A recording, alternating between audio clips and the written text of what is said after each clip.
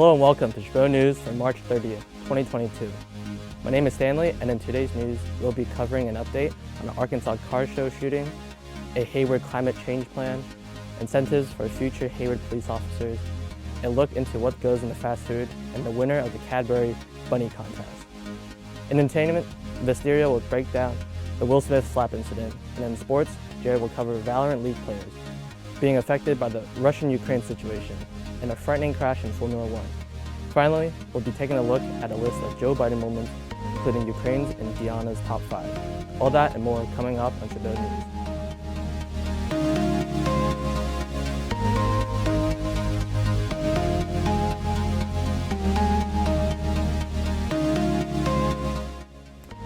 An arrest has been made in Dumas, Arkansas car show shooting.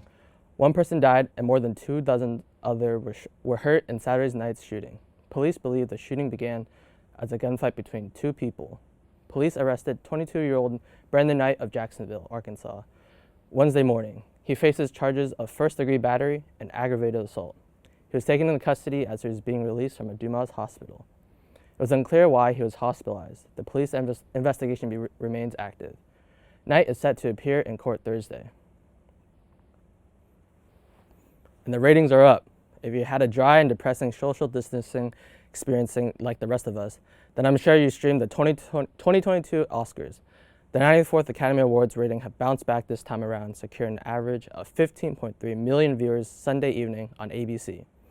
This is a huge bump in viewership given the 56% decrease from last year's show, which in fact was the lowest rated Oscars ever streamed. Barely scratching the glass ceiling of viewership with the measly 10 million viewers, let's break down some exciting moments from this year's show. First of all, the Queen is back. The 40-year-old performer Beyoncé slayed the stage looking youthful, elegant, and slaytastic, as usual. Rap artist Megan Thee Stallion looked like a beautiful mango decked out in yellow and rapping to We Don't Talk About Bruno from the Disney hit film Encanto. And last but not least, Will Smith, who did win an Oscar, also harnessed his inner Jim West by smacking some sense into longtime comedian and actor Chris Rock. Luckily for Chris, this was not daytime television, so we did not knock his light out. But nonetheless, the evening rocked. Now let's go to Vestiria for more details about the Oscar slap heard around the world. Will Smith appeared to strike Chris Rock on the Oscars telecast. Chris Rock made a joke about Jada Pinkett Smith's shaved head, which did not appear to go over well while presenting the award for Best Documentary. Rock joked, "Jada, I love you in G.I. Jane 2. Can't wait to see it." The camera cut to Pinkett Smith, who rolled her eyes as she sat next to Smith. "That was a nice one," Rock said, appearing to respond to the joke not going over well. Pinkett Smith has been open about her struggle with alopecia, an autoimmune disorder that leads to hair loss. Will Smith then walked toward him on stage and appeared to strike Rock in the face. According to CNN reporter Stephanie Elam, she could hear Rock getting hit. Smith said twice during the incident, "Keep my wife's name out of your effing mouth." Rock responded, "Oh wow." For viewers at home, censors muted the verbal part of the exchange between Rock and Smith. The theater went silent, and Rock said, "That was the greatest night in the history of television." CNN has reached out to Smith's publicist for comment. Sean Diddy Combs took the stage moments later and told Smith and Rock that they would settle things like family. Later, roughly 40 minutes after the incident, Smith returned to the stage to accept the Oscar for Best Actor and apologized to the Academy and his fellow nominees for the incident, but did not mention Rock by name. He tearfully accepted the award for his role as Richard Williams, the father of Venus and Serena Williams, in the film King Richard. Smith said Williams was a fierce defender of his family. Smith said, "I know to do what we do, you gotta be able to take abuse and have people talk about you in this business. You gotta have people disrespect you, and you gotta smile and pretend that's okay." Smith also talked about being a protector and thanked the tennis legends and their family. Smith shared that prior to his win, fellow nominee Denzel Washington shared some wisdom with him. At your highest moment, be careful. That's when the devil comes for you. Now back to Stanley for more news. Thanks, Wisteria. The City of Hayward is currently updating its Climate Action Plan, a plan to meet emissions reduction goals and maximize Hayward's environmental and social sustainability. Originally adopted by its City Council in 2009, then updated and incorporated in the City General's Plan in 2014, the second Climate Action Plan update will see the city on a path to reach carbon neutrality by 2045. A successful plan improves the quality of life for all residents by creating co-benefits including lower energy costs, reduced air pollution, local economic development, and increased community resilience. In addition to the plan's update, the city is also updating the housing element of the general plan and preparing a new environmental justice element. The City of Hayward will also host a virtual workshop to collect public input on its proposed strategies to reduce greenhouse gas emissions through Climate Action Plan measures and actions on April 13, 2022 at 6:30 p.m. Attendees may register for the event at haywardshousingandclimateupdate.com. The Hayward City Council approved a program this week to offer a hiring bonus to new police department employees as it tries to increase recruitment of officers. We're looking for the very best. We're looking for the police officers that mirrors the diversity of our city, says Councilmember Mark Salinas.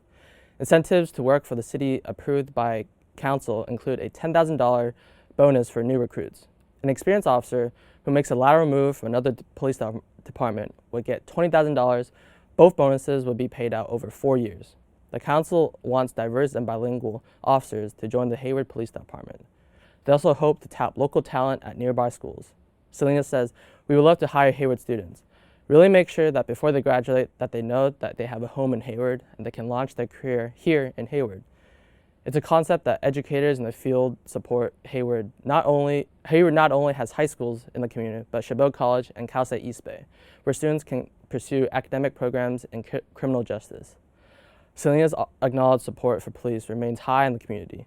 He stated that we still have a high level of support for our police department and our police officers here in Hayward.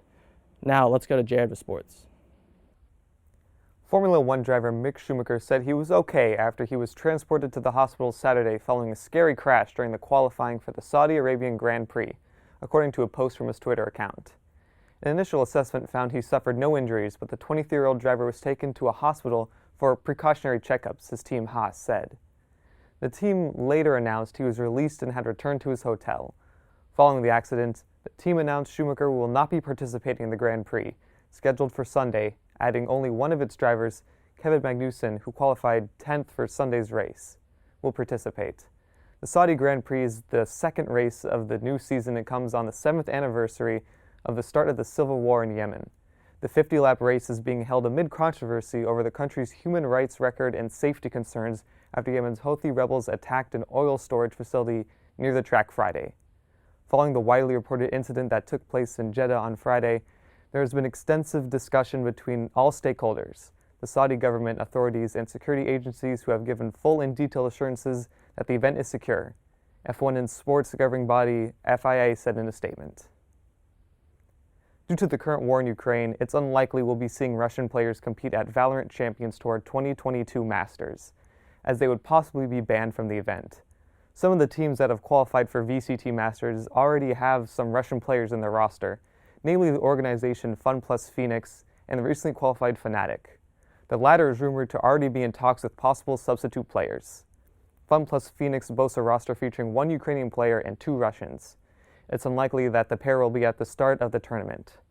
Riot Games is currently still debating the issue and should be informing the teams of the status soon, but due to limitations imposed on Russia and the issue of travel, it looks like teams will have to find substitutes. VCT Masters is kicking off on April 10th, running until April 24th. The tournament itself is played in Reykjavik, Iceland, which has previously played host tournaments by Riot Games in both League of Legends and Valorant alike. A total of 12 teams will be participating, running from around the world. Now that's all for sports news this week. Now let's send it back to Stanley for more news. Thanks, Jared. TikTok is facing another lawsuit over working conditions for its content moderators. They claim the job traumatized them, so they're suing the short-form video platform and its parent company, ByteDance, for negligence. Contractors Ashley Velez and Reese Young says their work involved reviewing, quote, unfiltered, disgusting, and offensive content. They allege it included child sexual abuse, rape, torture, bestiality, beheadings, suicide, and murder. The basis of the lawsuit is their claim that TikTok failed to provide adequate care to protect moderators and support them after reviewing such content. TikTok did not immediately respond to requests for comment on the suit. Another contractor filed a similar lawsuit in December. A TikTok spokesperson said at the time that the company, quote, offers a range of wellness services so that moderators feel supported mentally and emotionally. Now let's go to Diana with this week's top 5. Thanks, Stanley. For this week's top 5, we are going to look at my list of top 5 Joe Biden moments involving the Russian-Ukraine situation. At number 1, President Joe Biden called Russian President Vladimir Putin a butcher after visiting with refugees in Warsaw, Poland, in an intense criticism of the Russian leader's action in Ukraine that have seen millions of refugees flee to neighboring countries. Biden for the first time called Putin a war criminal and then later referred to him as murderous dictator, a poor thug who is waging an immoral war against the people of Ukraine. He's also called the Russian invasion of Ukraine inhuman. At number 2, President Joe Biden said Russian leader Vladimir Putin cannot remain in power over his invasion of Ukraine. For God's sake, this man cannot remain in power, Biden told a crowd in Warsaw on March 26 after condemning Putin's months-long war in Ukraine. One official said, the president's point was that Putin cannot be allowed to exercise power over his neighbors or the region. He was not discussing Putin's power in Russia or regime change. At number 3, while declaring that the Russian people are not our enemy, President Biden unleashed an angry tirade against Mr. Putin, claimed that invasion of Ukraine was intended to denazify the country. President Biden called the justification a lie, nothing that President Volodymyr Zelensky of Ukraine is Jewish and that his father's family was killed in the Holocaust. It's just cynical, Biden stated. He knows that. And it's also absence. It wasn't immediately clear whether President Biden's apparent call for the author of Putin was one of the off-the-cuff remarks for which he's known or a calculated jab, one of many in the speech. But it risks confirming Russia's central propaganda claim that the West, and particularly the United States, is determined to destroy Russia. At number 4, thousands of people in Poland protested for the USA to close the Ukrainian sky by lying on the streets Friday. Protesters lay down to represent the bodies of Ukrainians who were dying. The rally, called Stop Promising, Start Acting, is expected to be repeated in other cities around the world and continue to grow as more people die in Ukraine. The protests came as President Biden and other top USA officials met with Ukrainian officials in Poland on Saturday. The request of the Polish protester is similar to Ukrainian President Volodymyr Zelensky, who asked the United States for a no-fly zone when speaking to Congress. The USA and NATO have been hesitant to do so, as such a move could get the countries directly involved in the war. Finally, at number 5, and the last, 3-day diplomatic trip to Europe with a fiery speech outside a centuries-old castle in Warsaw, Joe Biden described the Russian invasion of Ukraine as a test of all time in a post-World War II struggle between democracy and autocracy, between liberty and repression, between a rules-based order and one governed by brute force. In this battle, we need to be clear-eyed, Mr. Biden said in front of crowd waving Polish, Ukrainian and American flag. This battle will not be won in days or months either. We need to steel ourselves for the long fly ahead. That's all for this week. Top 5. Now let's go back to Stanley for more news. Attention all fast foodies. Be on alert that there are alarming levels of dangerous chemicals have been discovered in food packaging at a number of well-known fast food and fast casual restaurants and grocery store chains. The chemicals are referred to as PFAS. PFAS are especially harmful to the environment given their inability to break down naturally. PFAS can be found in food packaging as a preventative measure against grease and water. An innovative way to prevent leaking from food wrappers and beverage cups. But at what cost does comfortability come before our safety?